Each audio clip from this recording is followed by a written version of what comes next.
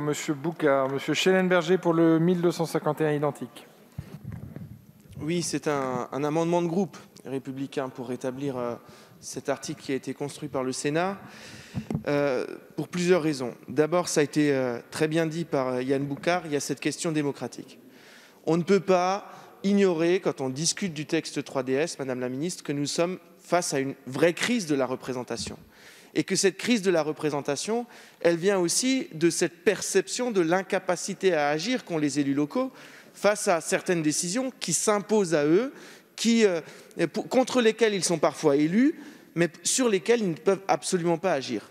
Alors, loin de nous l'idée de construire autour des maires et de leurs conseils municipaux des fiefs, mais quand des sujets de société comme celui-là sont aussi prégnants dans le débat public, on se doit de donner une capacité à agir à nos élus locaux. Parce que c'est un sujet de société bien particulier.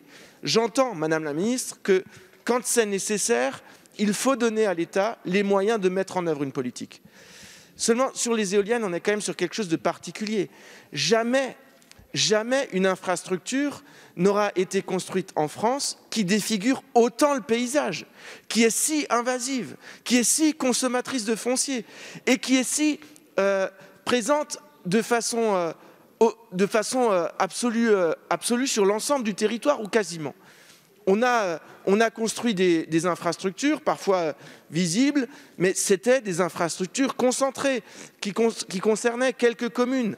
Ici, on construit des infrastructures monumentales qui défigurent des paysages entiers dans de nombreux coins de France, et c'est ce qui devient insupportable. C'est cette somme de mobilisation qui devient insupportable. Eh bien, c'est pour ces raisons qu'avec le groupe Les Républicains, nous pensons que les maires doivent pouvoir, sur leur banc communal, décider si un projet éolien est ou non acceptable.